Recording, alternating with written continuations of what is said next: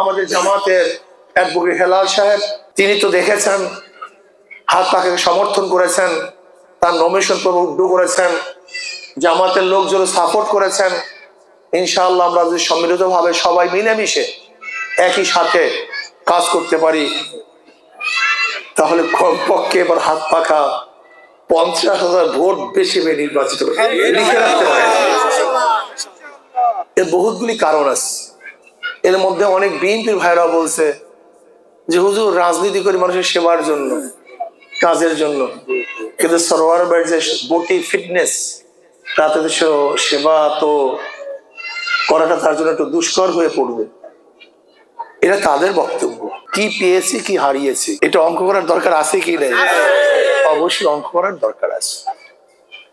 70 নির্বাচন হয়েছিল, 70 নির্বাচনে কারা বিজয় হয়েছেন আপনারা জানেন। আওয়ামী লীগ 160টা আসন পেয়েছিল। তারা পশ্চিম এবং পূর্ব পাকিস্তানের প্রাইম মিনিস্টার হবে, কিন্তু ভোটের মর্যাদা রক্ষা না করার কারণে এদেশের মানুষ যা যা কিছু আছে ঝাঁপিয়ে পড়েছিল। 73 নির্বাচন হয়েছিল, 79টা নির্বাচন হয়েছিল। জিয়াউর রহমান সাহেব 79টা নির্বাচন দিয়েছিল। তিনি মারা যাওয়ার পরে 81টি নির্বাচন হয়েছে, 83টি নির্বাচন হয়েছিল। নির্বাচন হয়েছিল 1991 সনে, নির্বাচন হয়েছিল 1996 সনে, নির্বাচন হয়েছিল 2001, 2008, 2014, 2018, 2024। আমরা কি পেয়েছি কি হারিয়েছি? আসলে আমাদের দেশের মানুষগুলি কেমন জানি মনে কিছু নেন না, একটু ভাবটা জানি কেমন পালে চলার মতো, জ্ঞানে চলার মতো মানুষ খুবই কম। পালে চলার, যেরকম মহিষ মহিষের পালে চলে, গরু গরু পালে চলে, হাঁস হাঁসগুলি পালে চলে। কেন চলে, কিসের জন্য চলে তা জানে না। ঠিক আমরাও পালে চলি। কেন চলি, কিসের জন্য চলি আমি নিজেও জানি না। আমি কথাটা বুঝাতে পারি না। যদি প্রশ্ন করি ভাই ভোট দেবেন না কেন, বলবে হুজুর আমি তো দল করি, কি করি।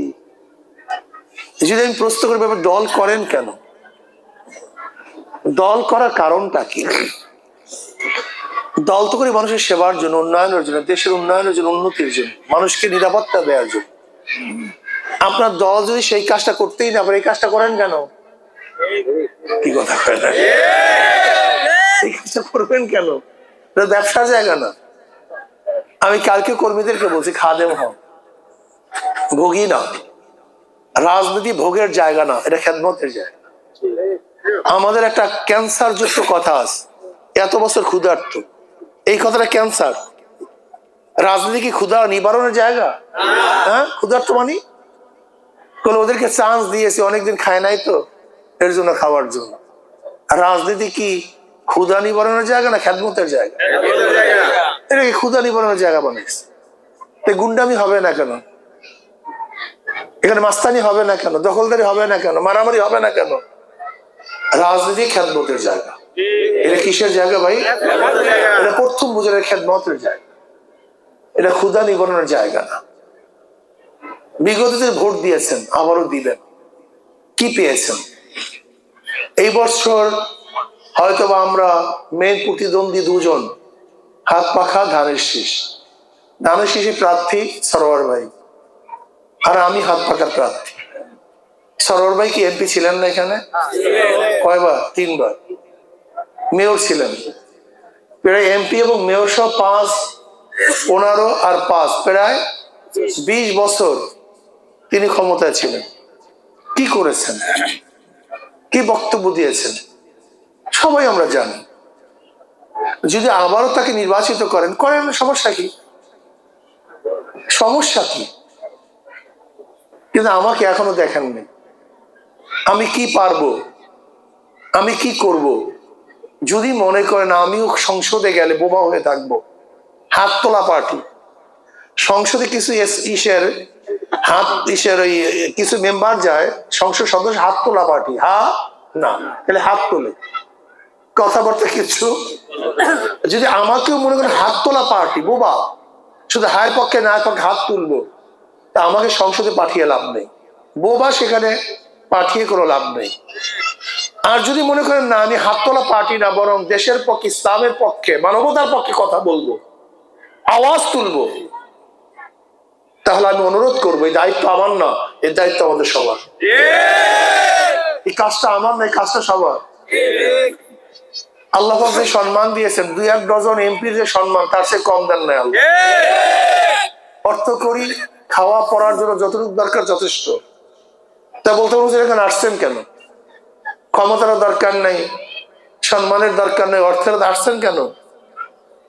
আমি যদি এই স্টেজে 1000 বছর কথা বলি, আইন হবে না। এই স্টেজে 1000 বছর কথা বললেও কি হবে না? কিন্তু সংসদে 5 মিনিট কথা বললে আইন হবে।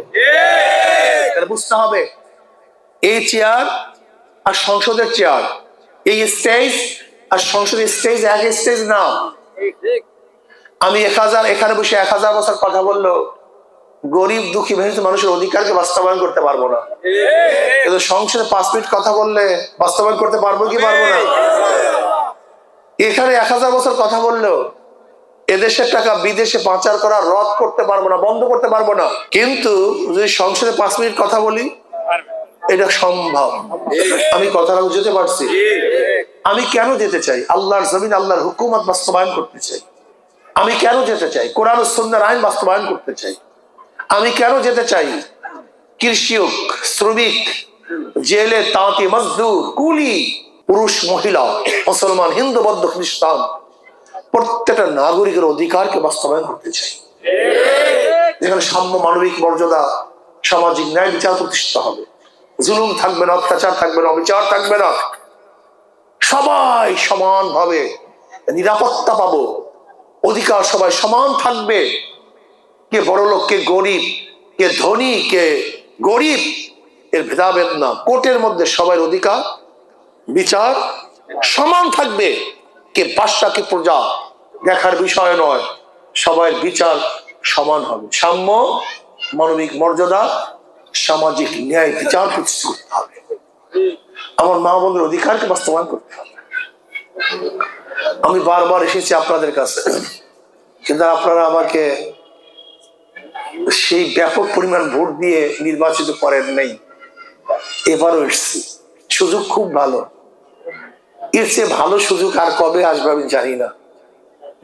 যদি এই বছর ইনশাআল্লাহ আমাকে বিজয় করেন, হাত পাখাকে বিজয় করেন, আপনাদের চেহারা উজ্জ্বল হবে, আপনাদের চেহারা মলিন হবেন ইনশাআল্লাহ। আপনারা লজ্জিত হবেন না, খুশি হবেন ইনশাআল্লাহ। আপনার সন্তান কি করতে পারে একটাবার পরীক্ষা করুন। এর জন্য আমি যুবকদেরকে বলবো, মুরব্বীদেরকে বলবো, আমার মা বোনদেরকে বলবো, মাত্র কয়েকটা দিন বাকি, মাত্র কয়েকটা দিন বাকি। ঘুমাবার সময় পাবো বহুত, কাজ করার সময় বহুত পাবো, মাত্র কয়েকটা দিন বাকি। এই কয়েকটা দিন সর্বোচ্চ এইটাকে গুরুত্ব দেই, 1 নম্বরে রাখি। আমার ব্যবসা, আমার বাণিজ্য, আমার নৌকারি, আমার সব কিছুর উপরে রাখি আগামী নির্বাচনে হাত পাখাকে বিজয় করার কাজটাকে। এটাকে 1 নম্বরে রাখি, 1 নম্বরে রাখি।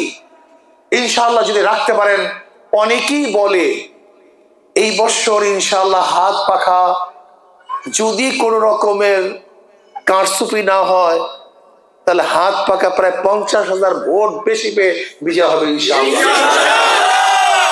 আমাদের জামাতের অ্যাডভোকেট হেলাল সাহেব, তিনি তো দেখেছেন, হাত পাখাকে সমর্থন করেছেন, তার নমিনেশন পর্ব উদ্যোগ করেছেন, জামাতের লোকজন সাপোর্ট করেছেন।